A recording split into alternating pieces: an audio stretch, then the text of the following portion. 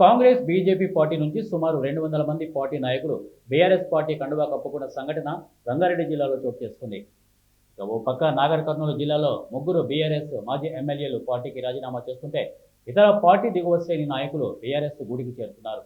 రంగారెడ్డి జిల్లా కడతాల మండలం చల్లంపల్లి గ్రామంలో బీఆర్ఎస్ పార్టీ మాజీ ఎమ్మెల్యే జయపాల్ యాదవ్ సమక్షంలో కాంగ్రెస్ బీజేపీ పార్టీ నుంచి సుమారు 200 మంది పార్టీ నాయకులు కార్యకర్తలు బీఆర్ఎస్ పార్టీ తీర్థం పుచ్చుకున్నారు.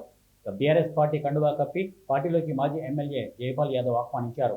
అనంతరం జయపాల్ యాదవ్ మాట్లాడుతూ కొత్తగా పార్టీలోకి చేరిన వారికి సముచిత స్థానం గౌరవం ఇవ్వబడుతుందని, రాబోయే స్థానిక సంస్థల ఎన్నికల కోసం 9 మందితో కమిటీ వేయడం జరిగిందని, నిష్పక్షపాతంగా కమిటీ వ్యవహరిస్తోందని వారన్నారు.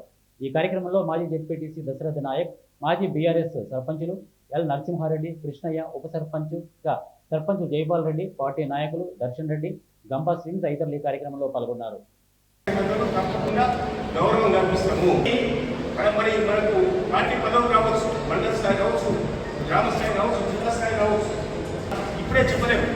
ఎందుకంటే కాంగ్రెస్ పార్టీ మొత్తం కమిషనర్ చేసి ఆ విధంగా మొత్తం కూడా డైవర్ట్ చేయడానికి ఈ విధంగా మా పార్టీ కాంగ్రెస్ చేస్తుంది.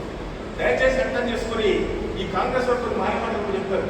కొంతమంది ఎగేస్తారు గ్రామాలు, నీకేమైనా నువ్వు ఎంతవరకు సపోర్ట్ చేస్తామంటే గ్రామ పంచాయతీ ఎస్టీలకే ప్రజల పక్షాన వచ్చినటువంటి పదవులకు ఈ 9 మంది కమిటీ సభ్యులు అన్ని మండలాలు అధివేశం చేస్తున్నాం. కాబట్టి ఈ 9 మంది సభ్యులు నిష్పక్షపాతంగా, నిర్మోహమాటంగా, న్యాయంగా, ధర్మంగా ఎంపిక చేయడం జరుగుతుందని విషయాన్ని ఇస్తున్నారు.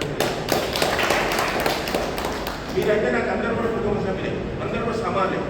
నేను ఏ ఒక్కరిపై కూడా పక్షపాతం వహించను, ఏ ఒక్కరిపై కూడా మొగ్గు చూపను. నేను ఇలా ప్రామిస్ చేస్తున్నాను. ఈ కమిటీకి బాధ్యత ఈ కమిటీ నిర్ణయించిన